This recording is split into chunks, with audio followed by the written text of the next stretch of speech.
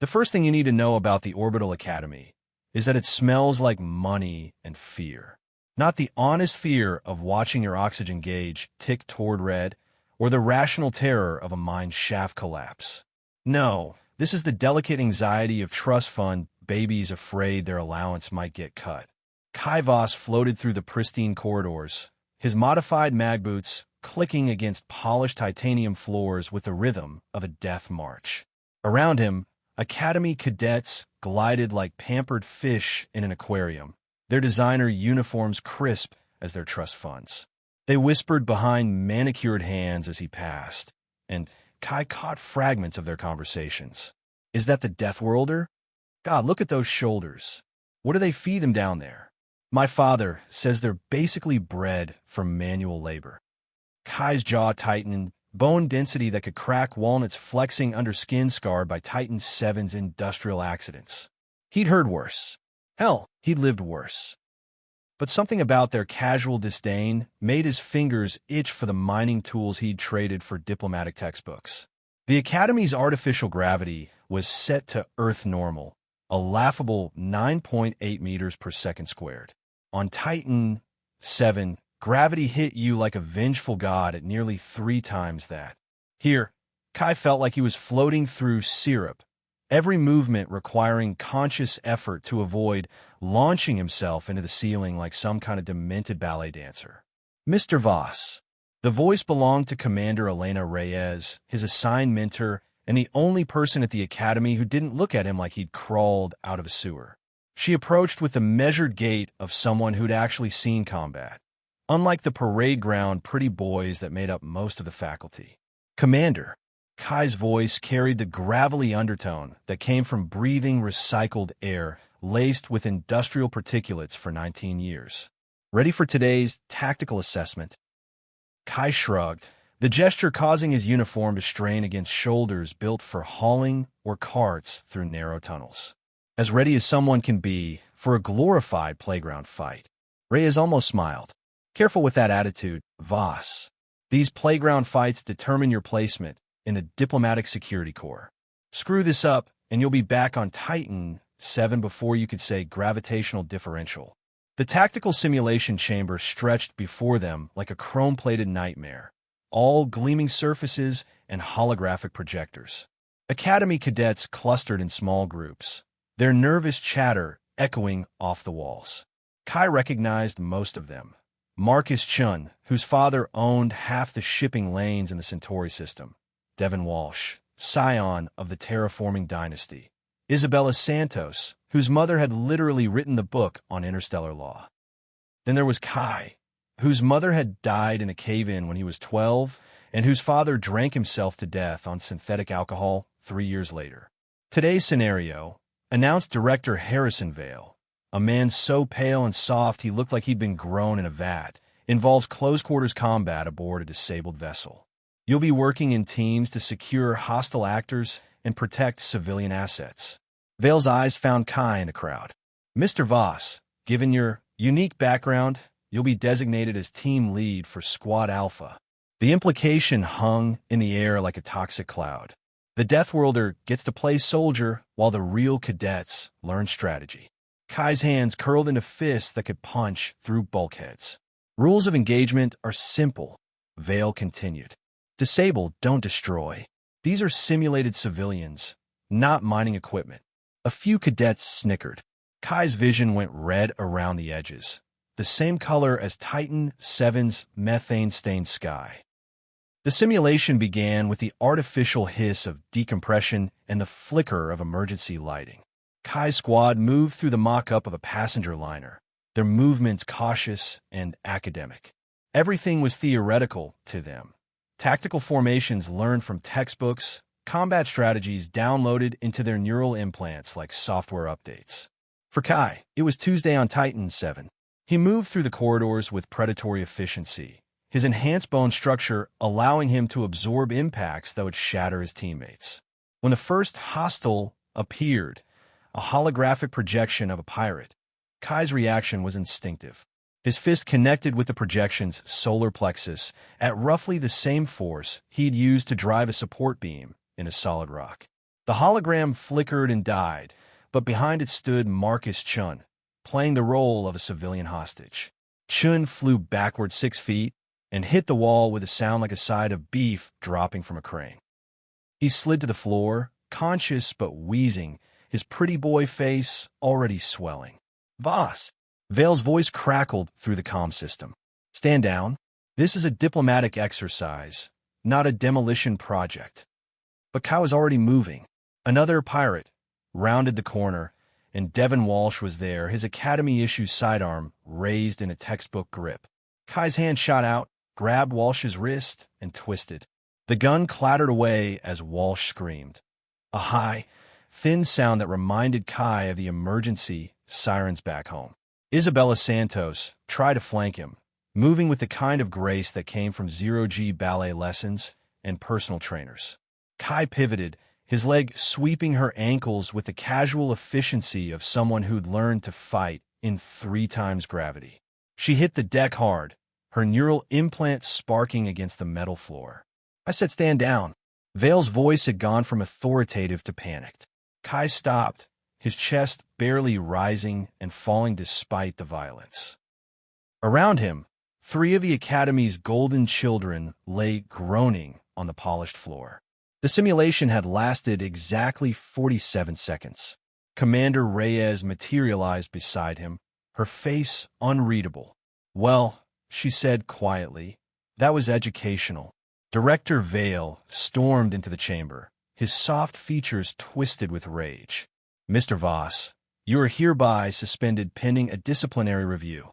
This kind of barbaric behavior has no place in a civilized institution. Barbaric? Kai's voice carried the rumble of tectonic plates shifting. On Titan 7, we call it Tuesday.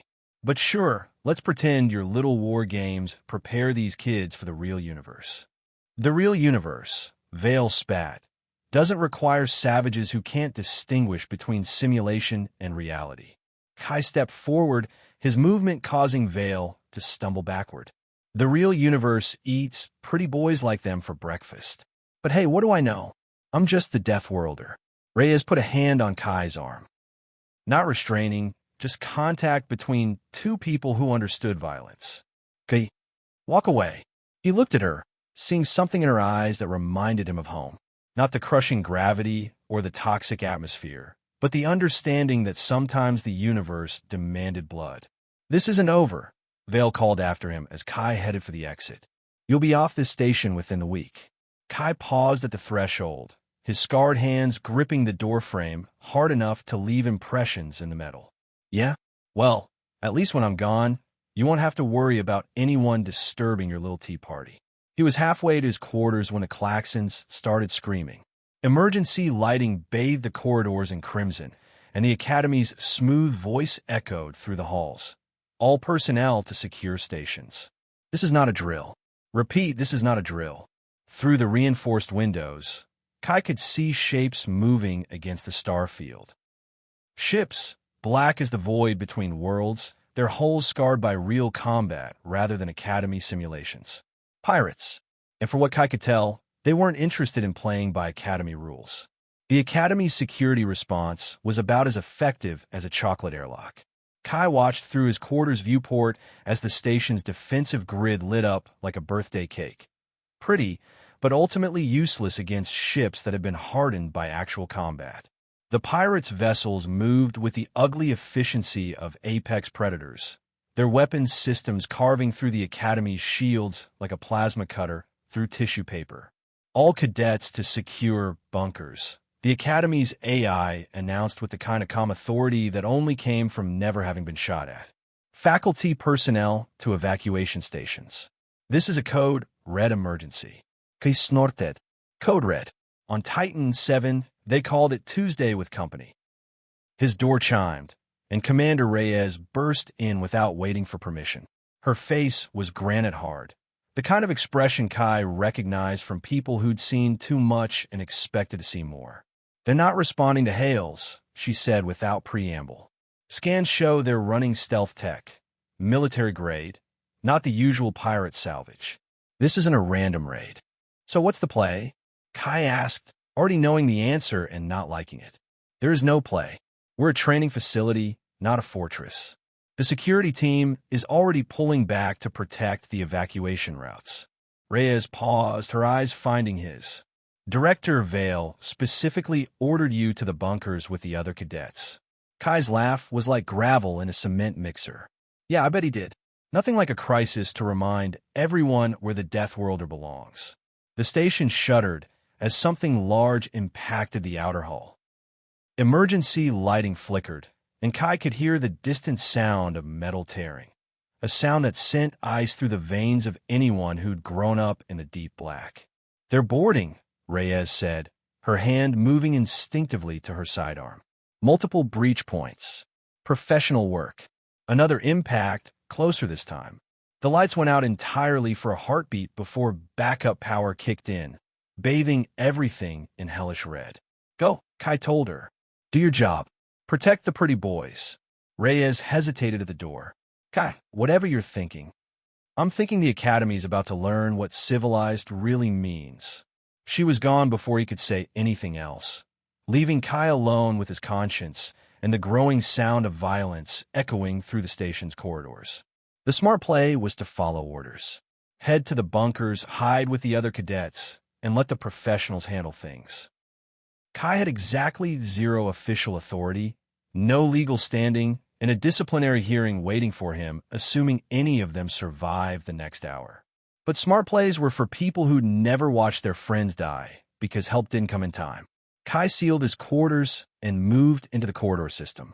The Academy's layout was burned into his memory, not from studying blueprints, but from the kind of spatial awareness that kept miners alive in collapsing tunnels. He knew every shortcut, every maintenance shaft, every place where the station's pampered designers had prioritized aesthetics over function. The first body he found was Security Chief Martinez, sprawled in a spreading pool of crimson near the main elevator bank. The man's service weapon was still holstered. He'd never even had time to draw it. Professional work, just like Reyes had said. Kai appropriated the weapon and Martinez's security codes, then continued deeper into the station.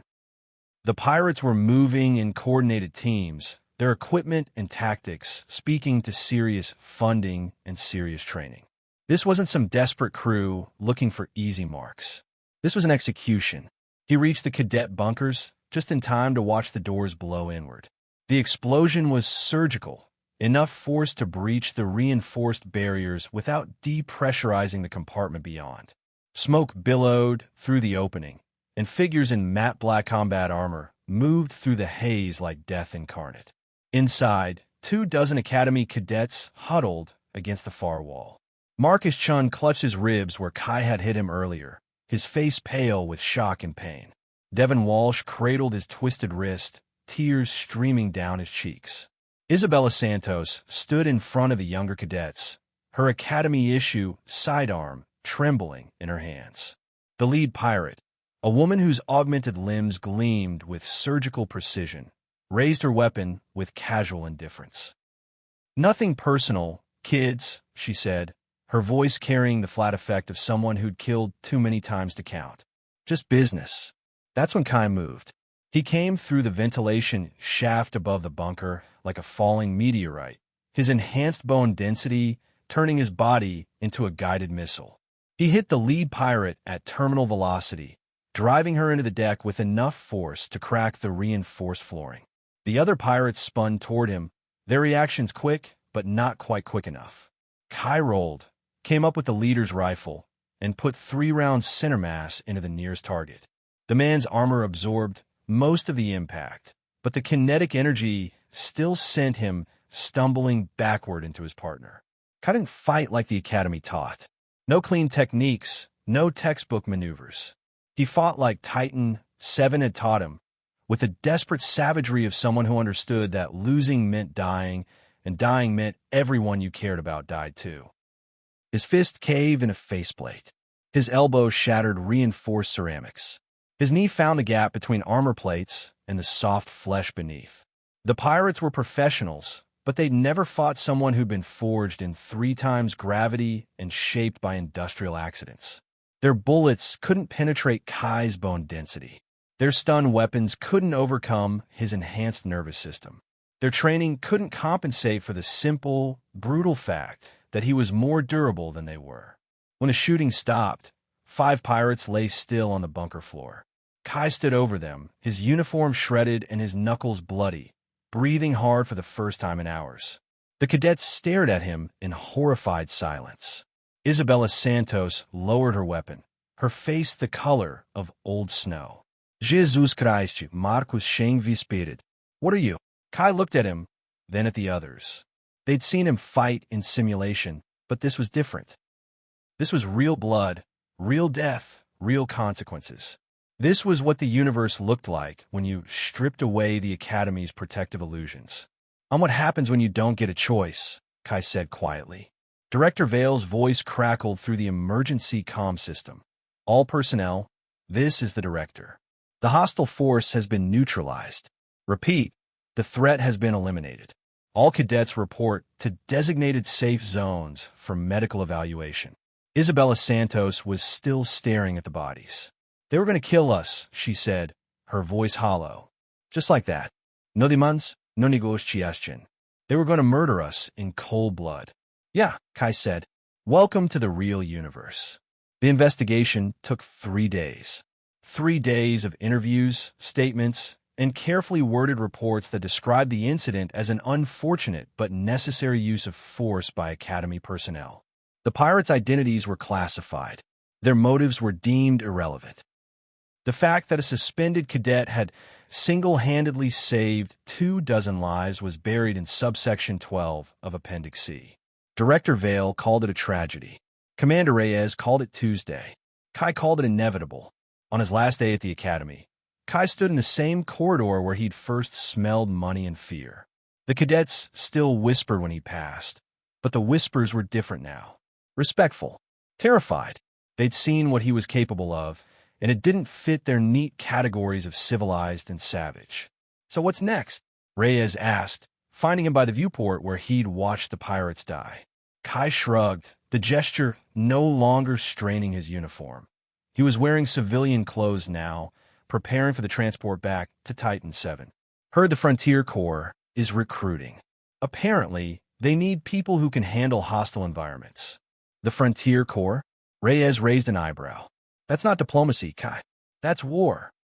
"Yeah, well," Kai said, watching a supply ship dock at the Academy's pristine airlocks. "Turns out I'm not really built for tea parties." He turned to leave, then paused. "Commander? For what it's worth, I'm sorry it had to happen. But I'm not sorry I did it." Reyes nodded slowly. "I know. And for what it's worth, Kai, neither am I." The transport to Titan 7 was full of miners and industrial workers, people whose hands were scarred and whose eyes held the weight of real labor. They didn't stare at Kai or whisper about his past. They simply nodded and made room. As the Academy dwindled to a bright point against the stars, Kai reflected on Director Vale's words about the civilized universe. Maybe Vale was right. Maybe there was no place for people like Kai in their sanitized world of diplomatic solutions and negotiated settlements. But when the universe showed its teeth, when the pretty illusions cracked and the real monsters came calling, someone had to stand in the gap. Someone had to be willing to do what civilized people couldn't. Someone had to refuse to stand down. The transport jumped to hyperspace, carrying Kai toward whatever frontier waited for a boy who'd been ordered to be civilized and had chosen to remain human instead.